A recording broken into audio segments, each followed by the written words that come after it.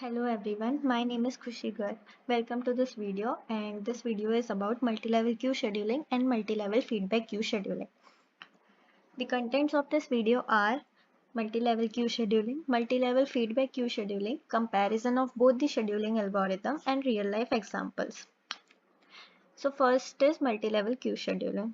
It divides processes into separate queues based on priority, with each queue having its scheduling algorithm, priority level, and time quantum. This segregation optimizes system performance by allocating resources more effectively and addressing process priorities efficiently. Let us see the implementation of multi-level queue scheduling. In the implementation, processes are categorized into different queues with each queue having a specific priority level. The operating system allocates CPU time to processes in each queue based on their priority, allowing for better resource management and task execution. As we can see in this image, highest priority is given to system processes, whereas lowest priority is given to student processes.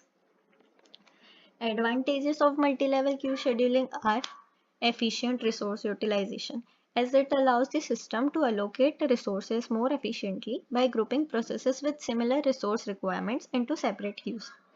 Second advantage, improved response time, as assigning higher priority to interactive processes that require a fast response time. Flexibility. It can be customized to suit different types of application or workload by adjusting the priority levels of the queues. Better throughput. Multi-level queue scheduling can improve the overall throughput of the system by executing processes more efficiently. Despite its benefit, multi-level queue scheduling can lead to lower CPU utilization when certain queues are underutilized. That is, like when higher priority queues are performing, the processes present in the lower priority queues can suffer starvation. There may be also challenges in determining the correct number of queues and their priorities, which can affect system efficiency. Let us see a problem about multi-level queue scheduling. In this problem, we have four processes P1, P2, P3 and P4, of which P1, P2 and P4 has queue number 1 and P3 has queue number 2. Priority of Q1 is greater than Q2 and Q1 uses round robin and Q2 uses FCFS. This is the Gantt chart of the problem. At starting, both queue have process. As we can see at arrival time 0, P1, P2 and P3 are present. But the higher priorities of Q1, so first P1 and P2 runs first in the round robin fashion and completes after 7 units, as we can see here. Then process in Q2, that is P3, starts running as there is no process in Q1. But while it is running, P4 comes in Q1 and interrupts P3 and starts running for 5 seconds. As we can see, P3 is running for 7 to 10 units, and then at 10 unit of time, the arrival time of P4, P4 enters the CPU and completes its execution for 5 units. After its completion, P3 takes the CPU and completes its execution. In this way, multi-level queue scheduling algorithm works.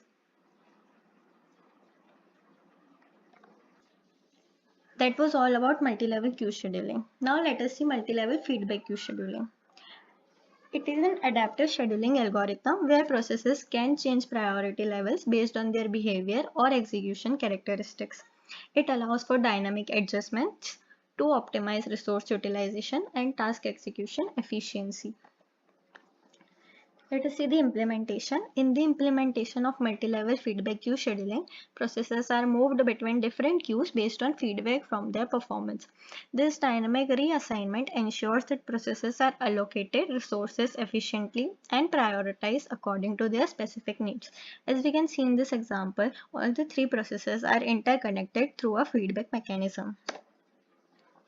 Advantages are, one of the main advantage of this is it has the ability to handle time sharing system effectively by adjusting process priorities dynamically. It also provides a solution for processes with varying resource requirements, leading to improved system performance and responsiveness. Some disadvantages are also there.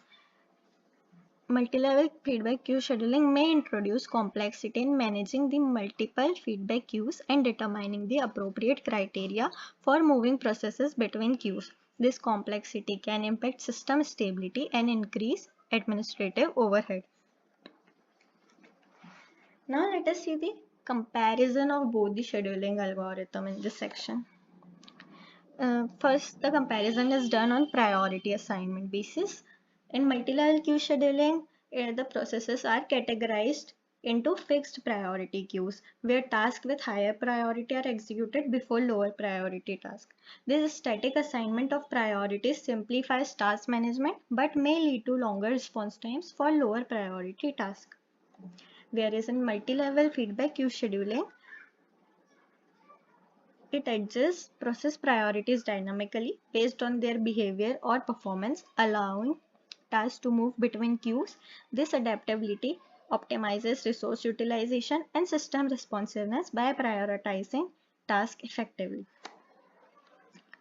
Now the comparison is done on the basis of resource allocation. Resource allocation in multi-level queue scheduling is based on fixed priority levels, ensuring that higher priority task receives resource first.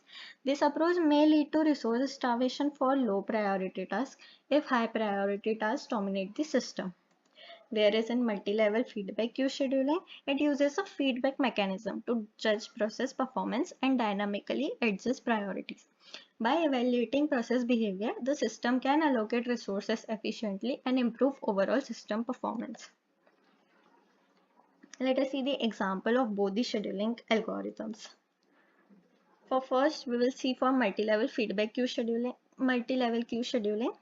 Multi-level queue scheduling is well suited for real-time applications like process control systems where tasks have strict deadlines and priority levels. This scheduling algorithm ensures that critical tasks are executed on time, maintaining system stability and responsiveness.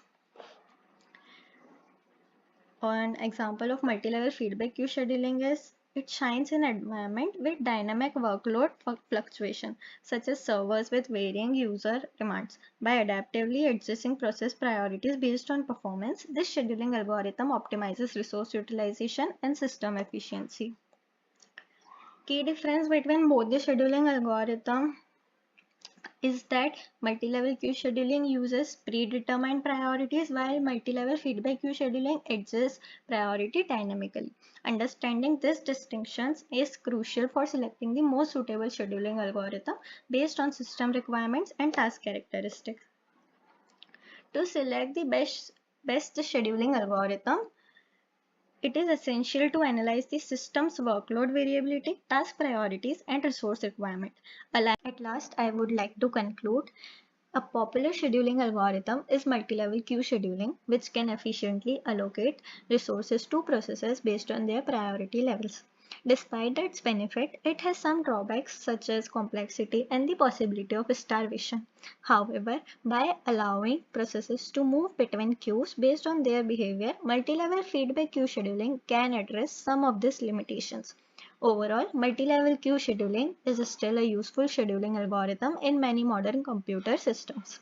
This was all about my video. I hope you liked it. Thank you.